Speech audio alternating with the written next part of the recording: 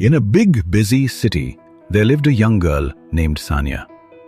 She had just finished college with top grades, smart, hardworking, and full of dreams. But Sanya had one big love: eating at restaurants. Burgers, noodles, pizza. She loved them all. Her mother often warned her, "Sanya, too much outside food will harm your health one day." But Sanya only smiled and thought, "I'm young, I'll be fine." One bright morning, an email popped into her inbox. It was an offer letter from the company she had always dreamed of working for. "Oh my God, I got it!" she shouted, dancing around the room. She ran to her mother, waving the letter with joy, and her mother hugged her proudly. The next 2 days flew by in excitement. New office clothes, stylish shoes, makeup, and accessories. The next morning, Sanya woke up early, dressed perfectly, and whispered in front of the mirror, "Perfect. Let's go." When she reached the company gate, something strange caught her eye. From the gate to the office building, the road stretched for 2 long kilometers.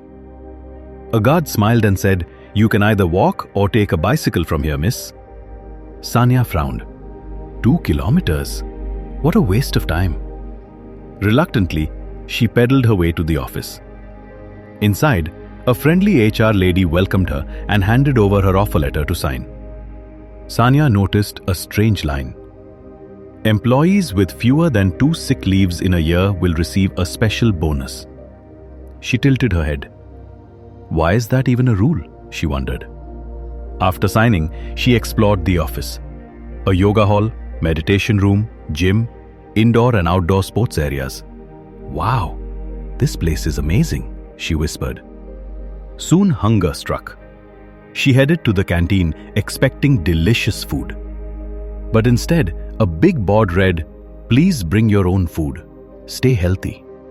Confused, she asked another employee, "Where do I order lunch from?" The employee laughed. "You can order from outside, but you'll have to cycle back to the main gate to collect it." Sanya's jaw dropped. She loved outside food and never liked homemade lunch.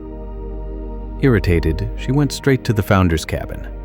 The founder, a middle-aged man with kind eyes, looked up and said, "How can I help you?" Sanya took a deep breath. "Sir, it was my dream to join this company.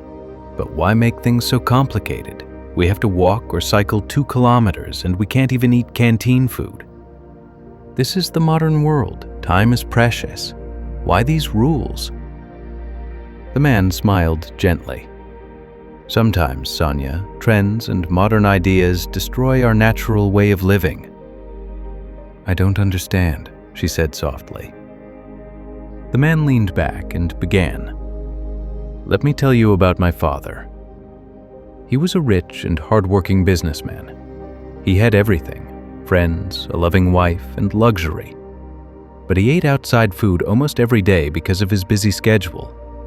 Even though the restaurants were top class, nothing matched the healthiness of home-cooked meals. The doctors kept warning him to exercise, but he ignored them. One day, he was diagnosed with colon cancer. In just a few months, he became weak, and then he was gone." His voice softened. "When my father's body was burning on the funeral pyre, the air was thick with smoke and sandalwood. I stood there, a boy of just 14, my eyes stinging, not just from the smoke, but from the pain inside my heart. Around me stood some of the best doctors in the country, our family friends, people who had treated hundreds of patients. Yet that day they were powerless. All of my father's wealth, all his luxuries, all that he worked for, none of it could buy back his breath. None of it could bring him back." He paused.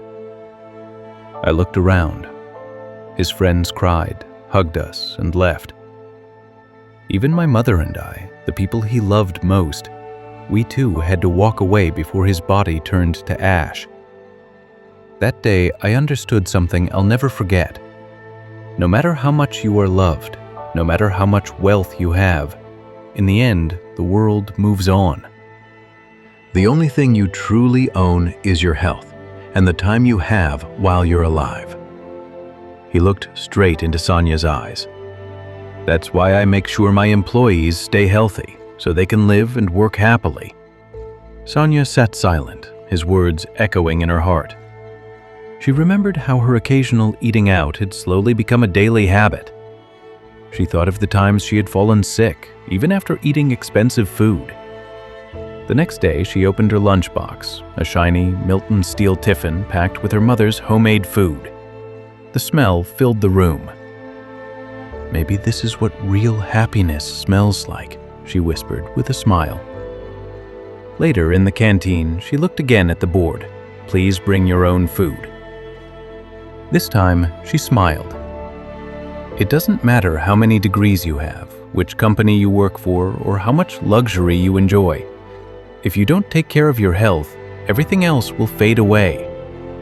Exercise daily, eat homemade food, meditate for peace of mind. Let the rest be decided by God and your good deeds. So, when is your next food order?